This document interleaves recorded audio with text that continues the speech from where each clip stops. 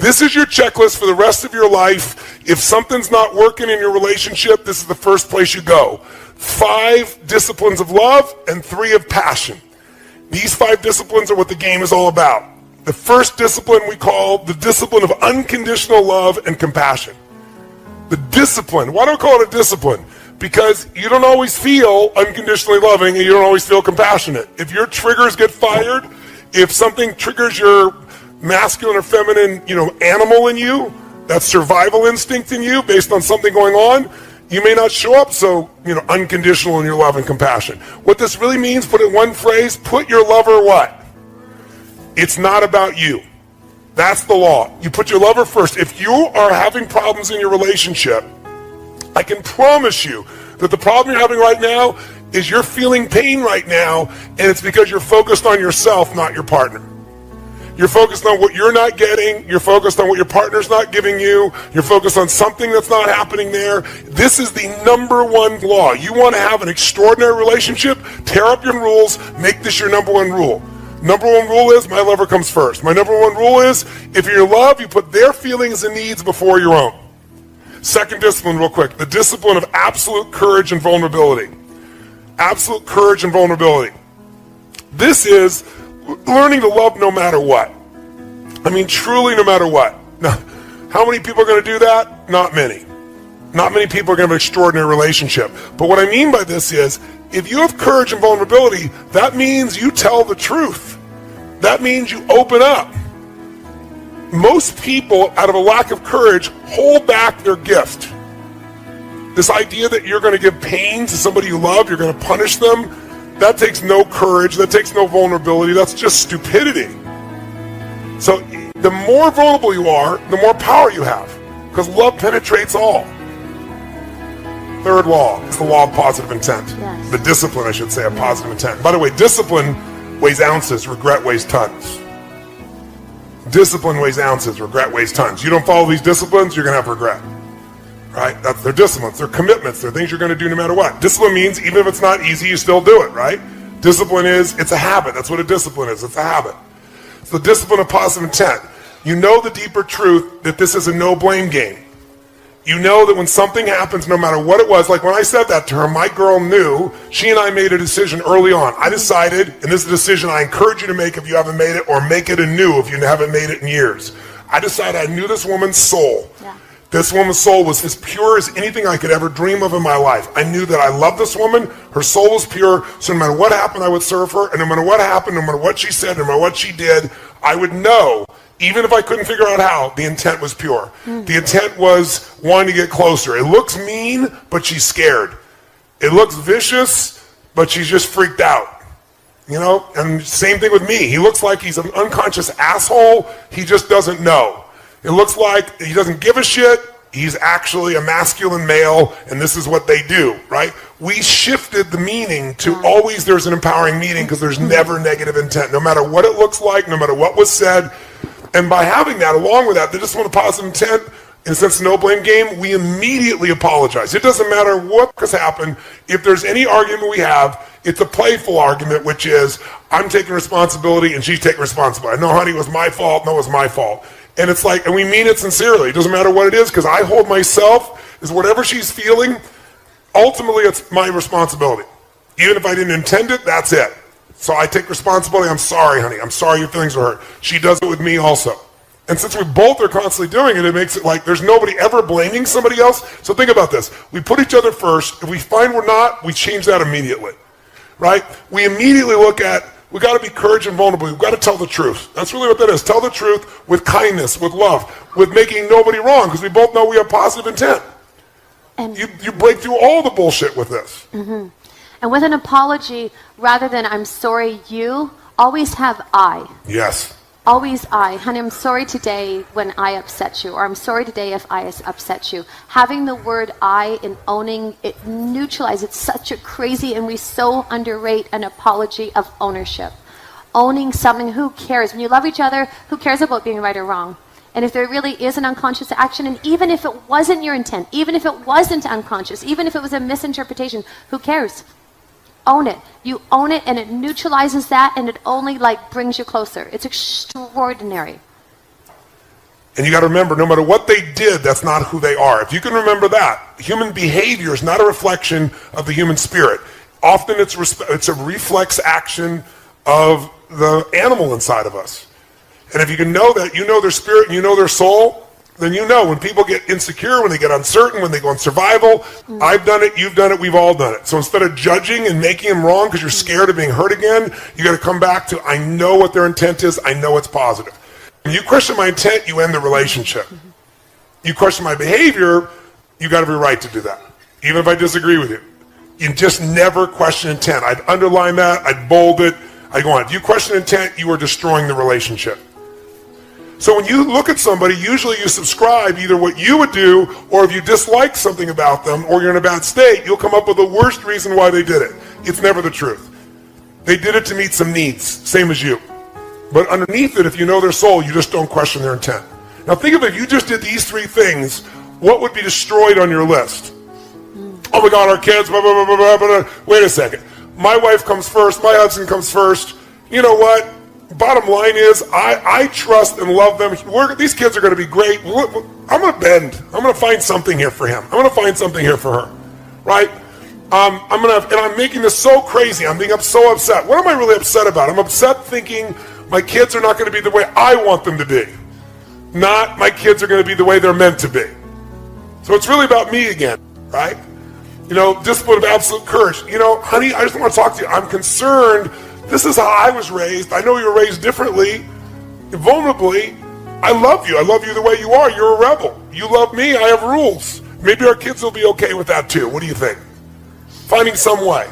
You know, knowing that there's positive intent will kill any anger or upset inside this piece. Fourth one of the 5 disciplines. Fourth is the discipline of honorable language and moment-to-moment awareness. Honorable language. There is power in love, adoration, and praise. And most of us don't use it enough. Most of us don't praise enough. And when I say praise, make a note. If you're going to praise your man or your woman, you must praise them specifically, not generally. But moment to moment, being consciously aware of the impact that you're having with your language and your presence on your partner. And your language as well. Body language, words, deeds. It's knowing you have an impact and seeing that impact. You know, if I'm doing something and I look over and I see my girl is not in a great place, I don't continue. So what happens for a woman to understand is we get information in, and if we hear a word, words go into that file in our brain, left hemisphere. Emotions go on the other side. But when you say a word to a woman, it hits both hemispheres. It's like if I asked you, where were you on, the 11th of August in 2001? But if I asked you, where were you on 9/11? How many remember exactly where you were in the room when you heard about it, or you were there, you saw it? Because information with emotion is remembered forever. And for women, words that you say mean a lot because they have determined whether she's pleasing you or not. And those words get connected to emotion, and you might just be saying things, because guys say things all the time, right? And when you're that upset, gentlemen, there's nowhere to go. You're never going to hurt that woman in a million years. So the only way to let go of some of the pressure is yell or scream or use some words. But then she takes those words in and she's hurt by it. And here's a trick. I'm married to a very passionate man. He's married to certainly a very passionate woman. And we made decisions. Never, I hate you. Never, I'm going to leave you. And not F you. Tone will say, F, F, F, mother F. It can come flying out of his mouth and have such a level of intensity. But F, for F's sake, whatever that might be is different than... Never to you. That, and one other big one I'll give you is, if you ever threaten the end of the relationship, end it. Yeah. Because if you ever threaten it, when people go to put their button on the button, just to threaten it because they're so frustrated, the moment you do that, somewhere in the psyche of your partner, they think, oh my God, they could leave me, and I gotta have to do this first. And so they put their finger on the button, and all it takes is enough times of doing that, enough years of doing that, and one day somebody will push the button. If you are committed to the relationship you're in, ban for life. Yes. For multiple lifetimes, for those of you who are going to come back 6 and 7 times, like some of the people here did. You ban for multiple lifetimes. I will never, ever, ever threaten. Never. Neither of you ever threatens to leave. If you threaten to leave, relationship's over. It might take 3 more years, 5 more, 10 years.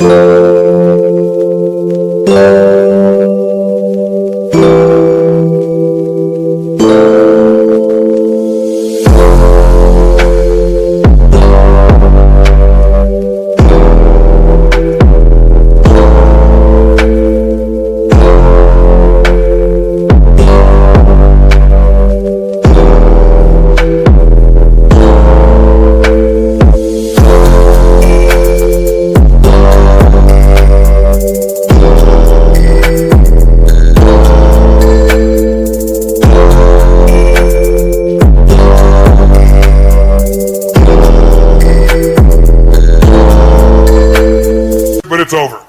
If you want to be in a relationship with this person, don't ever, ever, ever threaten. And if you did before, it's off limits forever. No exceptions. Doesn't matter how mad you are, angry you are, sad you are, never. You're not unconscious with your language, you're not unconscious with your deeds, you're aware of the impact and you correct it immediately. You constantly realize, I'm pissed off, I'm hurt, I'm sad, it's about me. Let me step out of me. I'm into something bigger here. Right? I'm not about that. I'm about something bigger. It's what do they need? Let me step in there. You do that enough times, it'll become a habit. And finally, number 5, the discipline of giving freedom. Giving freedom. Men live for freedom. Women need it also. But it comes in different forms. And it's the power of forgiving, forgetting, and flooding. Forgiving, forgetting, and flooding. Now, women seem to have more of a difficulty with forgetting. But you can be forgiving, and forgiveness is when you realize that what you thought happened didn't really happen. You gave it a meaning that doesn't really match reality. You're expecting your partner to be something different than they are. Flooding is one of the most valuable skills you can do in your life. If you don't flood, you'll have a hard time forgiving and forgetting. And we flood our magic moments. I mean, all the time. All the time. And we capture them. You know, we have our little app of a journal.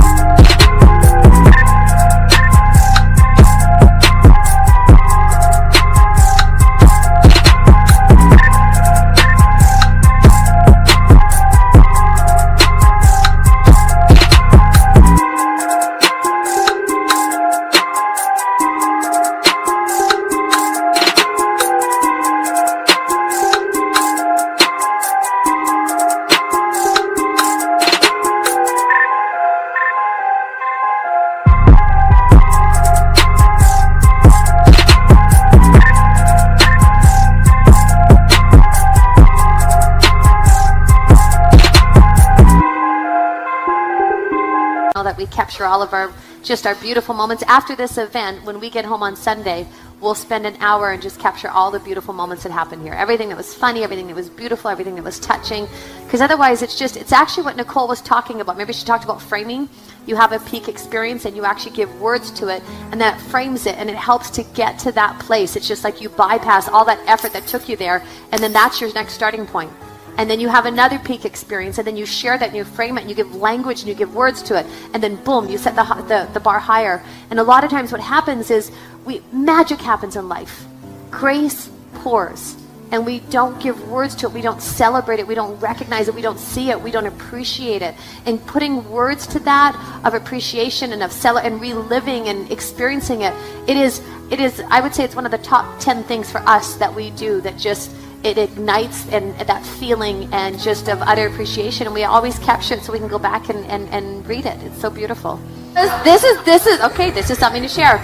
So when we first, it's true. Setup. He was so oh my gosh, like I mean rigid, militant, blue, like so intense about these things. And so, I mean, anytime that anybody would talk about eggs, he was just like, and did what felt like he was not vicious, but it felt like that level of intensity. And so we were together, and I was feeling like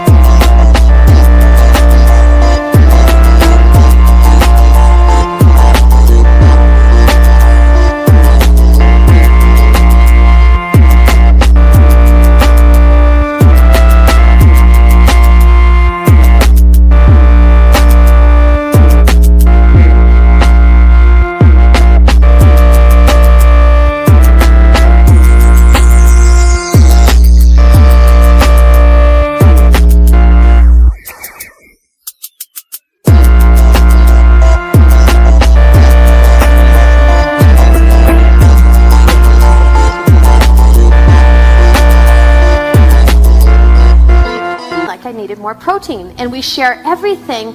And it was so crazy because I started to eat eggs, and I literally, and I Oh didn't tell my him. God! No, this sounds nuts, but I did not tell him, and I felt like I was having a freaking affair with an egg. And I would go into the pantry and I'd eat the eggs, and I'm like, this is nuts. Like, this is crazy. It seems ridiculous.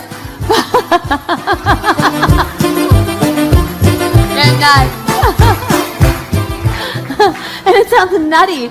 But what was like, and I put so much energy into hiding my egg eating, and then it got to the day where I was like, this is outrageous. This is just out of hand. And I sat him down. So she finally came out. Finally told him. She shared me the affair she'd been having with us. And I was crestfallen. It's crazy. I still hate him. He does. Still hate him. Like, He does. And I still eat him. I love breakfast. I love my eggs, and I love my breakfast. I love her. Yes, So I love an egg eater. Now you know the truth. Yeah. So we disagree completely, but we love each other. So that's how you balance it out. You get it? You get it? You put love first. You love more than your rules. And it makes you a better human being because it opens you up, because lots of things we're making life and death that really aren't. They really, really aren't.